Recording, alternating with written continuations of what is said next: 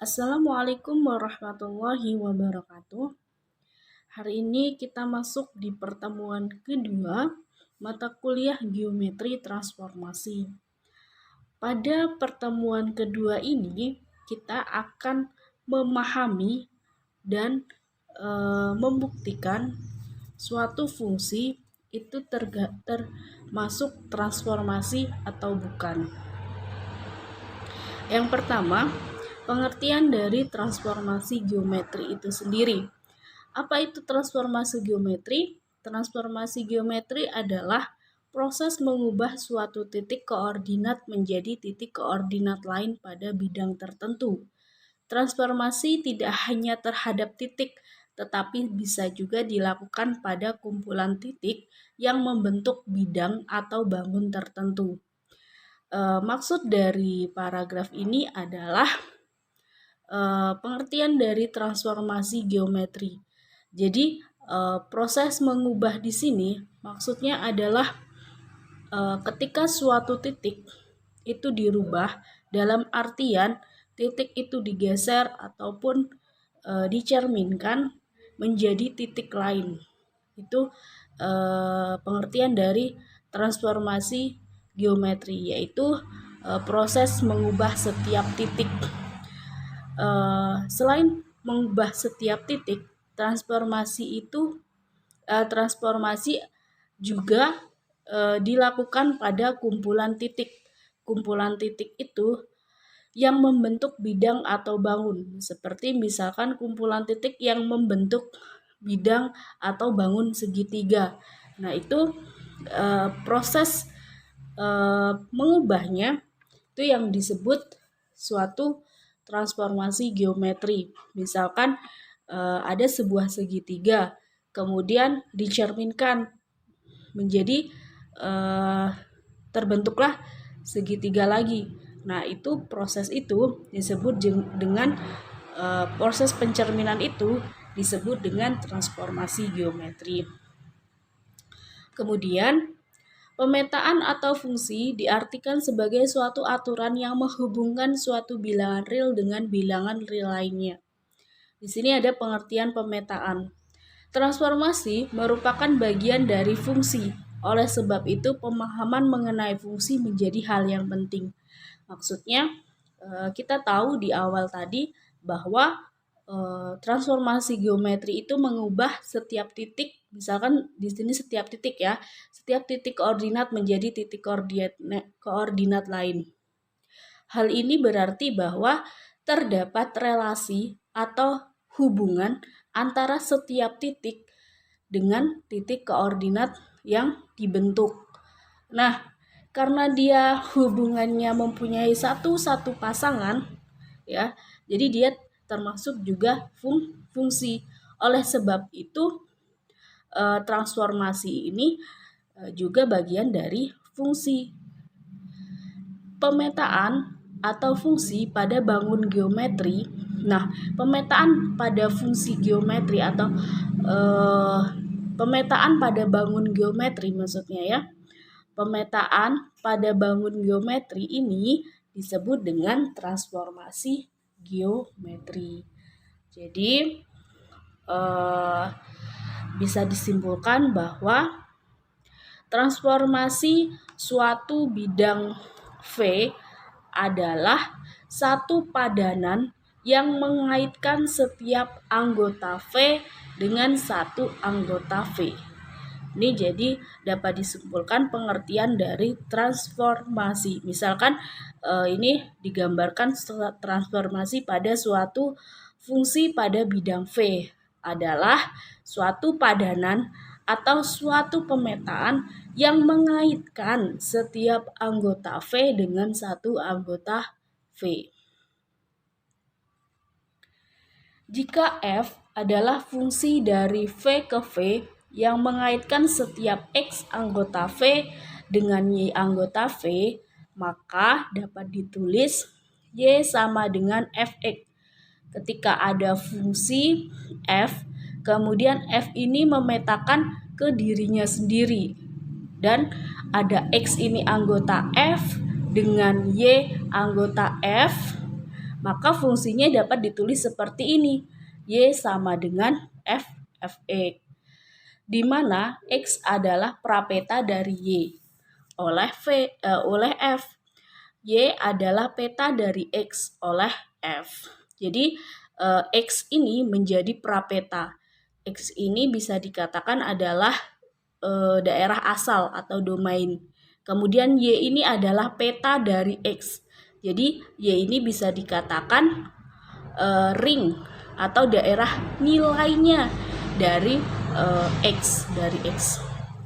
Kemudian daerah asal atau domain fungsi tersebut adalah V. Kalau kita lihat ke himpunannya, ya tadi kan dari himpunan V dipetakan ke himpunan V. Berarti daerah asalnya ya V, kemudian daerah nilai atau ringnya juga V. Nah, fungsi yang demikian ini dinamakan fungsi pada F. Suatu transformasi bidang V atau bidang Euclid adalah fungsi bijektif dengan daerah asal domain di V dan daerah hasil atau kodomain di V juga. Jadi dikatakan suatu transformasi bidang Euclid jika fungsi tersebut bijektif dengan daerah domainnya di V dan daerah kodomainnya di V juga. Kemudian kita tahu bahwa suatu fungsi yang bijektif adalah fungsi yang bersifat surjektif dan injektif. Kita ingat kembali bahwa ketika fungsi dikatakan fungsi surjektif jika untuk setiap B anggota V terdapat A anggota V, sehingga berlaku TA sama dengan B, atau dibaca transformasi dari A sama dengan B. Atau begini maksudnya, hasil transformasi dari A, misalkan A ini sebuah titik, berarti hasil transformasi dari A itu sama dengan B. Itu dikatakan fungsi surjektif. Kemudian fungsi injektif, dikatakan fungsi injektif ketika A1 tidak sama dengan A2 dan transformasi A1 sama dengan B1, transformasi A2 sama dengan B2, maka B1 tidak sama dengan B2. Ini syarat dari fungsi injektif. Atau pernyataan ini ekuivalen dengan jika TA1 sama dengan B1 dan TA2 sama dengan B2. Sedangkan A1 sama dengan A2, maka B1 sama dengan B2. Sama saja ya keduanya. Cuman yang sering dipakai adalah seperti ini. Jika A1 tidak sama dengan A2 dan TA1 sama dengan B1, TA2 sama dengan B2, maka B1 tidak sama dengan B2. Ini syarat dari fungsi injektif. Kemudian dari penjelasan tadi dapat kita simpulkan bahwa suatu fungsi dikatakan sebuah transformasi ketika fungsi itu memiliki sifat bijektif. Kemudian sifat bijektif itu sendiri ketika apa? Ketika fungsi tersebut mempunyai sifat injektif dan subjektif. Jadi, suatu fungsi dikatakan sebuah transformasi ketika fungsi itu mempunyai sifat injektif dan surjektif. Harus ke kedua-duanya, tidak boleh salah satu. Itu kesimpulan dari transformasi. Kemudian contohnya, diketahui himpunan titik-titik pada bidang V di mana A anggota V dan pemetaannya namanya T, itu memetakan V ke V dengan aturan TA sama dengan A. Kemudian aturan yang kedua, jika P tidak sama dengan A, maka TP sama dengan Q, dengan titik Q adalah titik tengah ruas garis AP. Tunjukkan bahwa T merupakan suatu suatu transformasi. Ingat kalau ada soal geometri seperti ini, kalian identifikasi dulu apa yang diketahui dengan baik ya. Kalian identifikasi dulu. Dipahami dulu benar-benar apa yang diketahui di soal, kemudian maksud dari soal, kemudian yang ditanyakan di soal sebenarnya apa. Oke, di sini yang diketahui adalah ada suatu pemetaan, itu namanya T, dia memetakan anggota V dengan dirinya sendiri. Kemudian ada dua aturan, yaitu ketika transformasi A itu hasilnya A.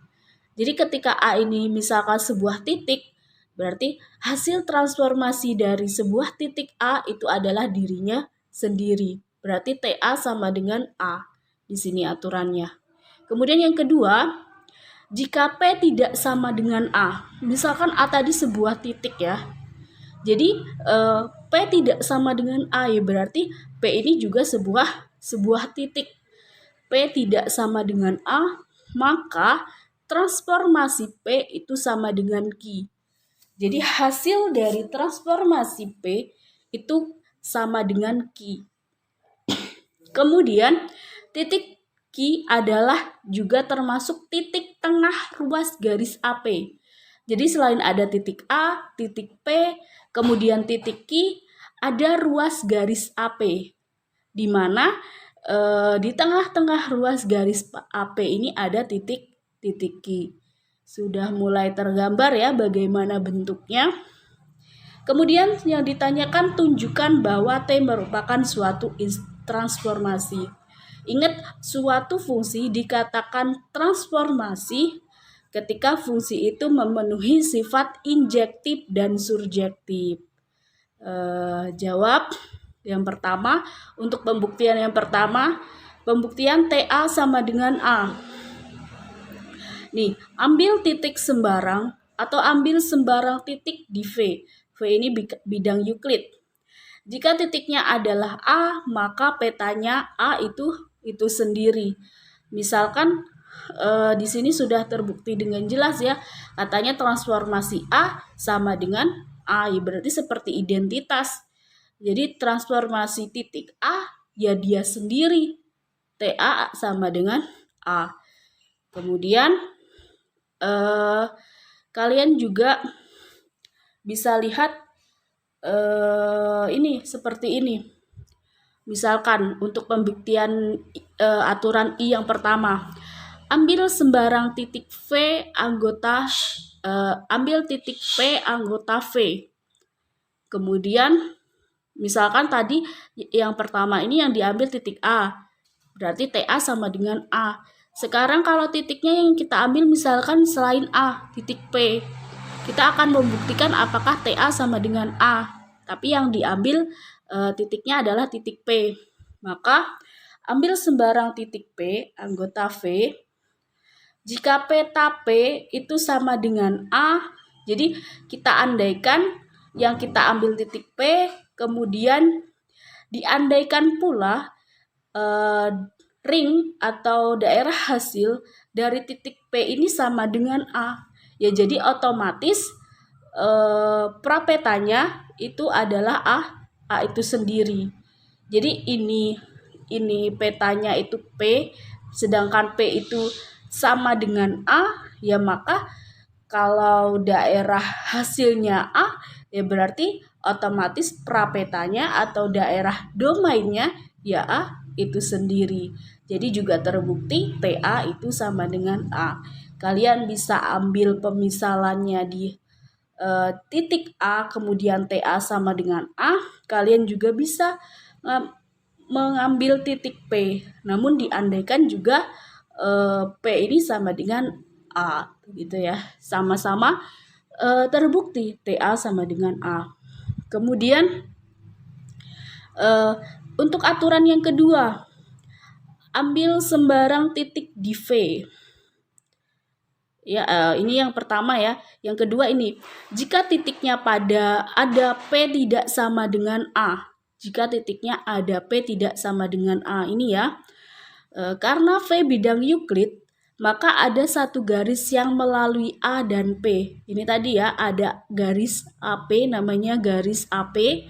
Kemudian karena V bidang Euclid, maka ada tepat satu titik Q dengan Q di antara A dan Q. A dan P ya, A dan P. Kemudian sehingga AQ sama dengan QP, memenuhi ya, karena Q adalah titik tengah ruas garis. Jadi AQ sama dengan ya AP. Jadi titik Q itu titik tengah garis AP. Artinya TP itu sama dengan Q. Tuh, jadi kalau pembuktiannya ini yang pertama. Kemudian kalian bisa juga gunakan seperti ini.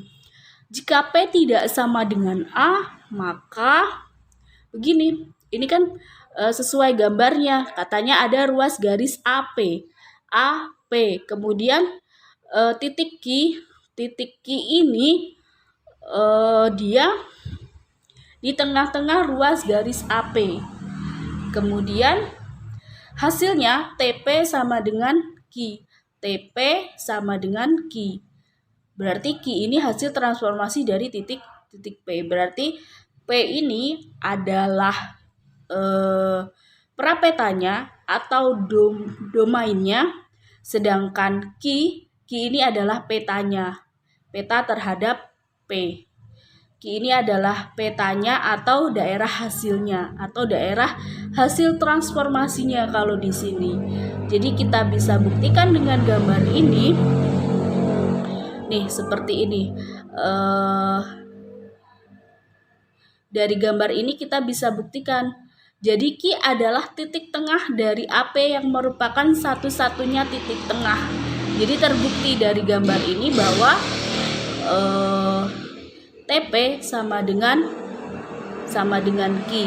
Ini berarti P adalah prapeta dari titik Q. Dengan demikian dapat dikatakan bahwa untuk sifat surjektif, kalian ingat bahwa tadi kalau di sifatnya itu TA sama dengan B. Tapi kalau di sini kan soalnya ini ya, soalnya beda titiknya. TP sama dengan Q. Ini kita harus buktikan apakah benar TP sama dengan Q. Karena Q ini satu-satunya titik tengah, ya berarti terbukti bahwa TP itu sama dengan Q. Jadi dapat kita katakan bahwa untuk setiap Q, anggota V terbukti dengan tunggal P anggota V di mana TP sama dengan Q. Jadi T adalah fungsi yang surjektif. Intinya terbukti bahwa TP sama dengan Q ini. Jadi dikatakan dia memenuhi fungsi yang surjektif. Kemudian fungsi tersebut juga harus memiliki sifat injektif. Akan dibuktikan bahwa T suatu fungsi injektif. Definisi injektif tadi ketika A1 tidak sama dengan A2, maka B1 juga tidak sama dengan B2. Atau transformasi A1 juga tidak sama dengan transformasi A2. Tapi di sini kan titiknya titik P dan Q. Ya berarti yang harus kita buktikan ya titik P dan Q. Otomatis untuk setiap P dan Q anggota V, jika P tidak sama dengan Q, maka TP tidak sama dengan TQ. Maka transformasinya TP hasilnya juga tidak sama dengan transformasi dari Q. Nah, untuk menyelidiki ini ambil dua titik. Ya berarti ada titik P tidak sama dengan A. Ada titik Q tidak sama dengan A dan ada titik P tidak sama dengan Q. Dengan PQ tidak segaris atau ini ya, koliner tidak segaris. Oke, kemudian setelah itu kita akan menyelidiki bahwa kedudukan TP dan TQ dengan menggunakan kontradiksi. Jadi di sini TP tidak sama dengan TQ. Yang akan kita buktikan ini tidak sama dengan. Berarti kalau kita akan menggunakan pembuktian kontradiksi, berarti kita andaikan bahwa TP sama dengan TQ. Di sini pembuktiannya. Nih, kita tadi yang sudah kita ambil 2 titik tadi dengan syarat seperti ini, tidak segaris ya, PQA tidak segaris. Kemudian andaikan TP sama dengan TQ, karena kita pakai kontradiksi. Karena TP anggota garis AP dan TQ anggota garis AQ, maka AP dan AQ memiliki 2 titik sekutu, yaitu A dan TP sama dengan TQ. Oke. Di sini TP anggotanya AP. Ya. Kemudian TQ anggotanya AQ. Kemudian yang kita andaikan TP sama TQ itu segaris, sama dengan, ya berarti otomatis AP dan AQ ini satu garis, karena apa? TP sama dengan TQ. Ya, jadi memiliki 2 titik sekutu atau 2 garis yang dua titik sekutu, yaitu A dan TP sama dengan TQ. Ini berarti ada garis AP dan AQ yang berhimpit. Jadi garisnya AP sama AQ ini berhimpit kalau dia TP sama dengan TQ. Sehingga mengakibatkan bahwa Q juga ini anggota dari AP. Jadi Q ini anggota dari AP. Ini berlawanan dengan pengandaian bahwa PQA itu tidak segaris atau tidak berhimpit ya. Jadi kalau kita andaikan TP sama dengan TQ, maka AP sama AQ ini berimpit. Sedangkan pengandaian kita yang pertama itu, yang ini tidak segaris. Tidak segaris, jadi berbeda. Sehingga Q ini dia segaris dengan AP kalau di sini, kalau TP sama dengan TQ. Sedangkan PQA tidak segaris pengandaiannya. Jadi pengandaian bahwa TP sama dengan TQ salah, tidaklah benar. Sehingga haruslah supaya dia seperti ini tidak segaris, maka TP tidak sama dengan TQ. Jadi untuk setiap PQ anggota V, jika P tidak sama dengan Q, maka berlaku TP tidak sama dengan TQ. Jadi untuk T itu juga injektif. Sifat injektif terbukti. Karena tadi kita sudah buktikan bahwa T itu memenuhi surjektif, kemudian sekarang T itu memenuhi injektif, maka dapat kita simpulkan bahwa T adalah sebuah transformasi. Jadi ketika kita membuktikan suatu fungsi itu surjektif, itu ketika TA sama dengan B. Kalau di sini soalnya itu titiknya beda, ya berarti TP sama dengan Q. Ini kan TP sama dengan Q dan TA sama dengan A. Kita buktikan ini kalau ini terbukti sama dengan ini terbukti, berarti dia surjektif. Kemudian kalau injektif itu kita pakai yang ini. Ketika P tidak sama dengan Q, di sini kan misal titiknya di soal P dan Q. Ketika P tidak sama dengan Q, maka transformasi P tidak sama dengan transformasi Q. Nah, ketika kedua sifat itu sudah terbukti, maka suatu fungsi tersebut adalah sebuah transformasi. Harus kedua-duanya, tidak boleh salah satu. Harus memenuhi sifat kedua-duanya. Kemudian ini ada tugas untuk kalian, silahkan dikerjakan. Materi hari ini sampai di sini. Kurang lebihnya Ibu mohon maaf. Wabillahi taufiq wal hidayah. Wassalamualaikum warahmatullahi wabarakatuh.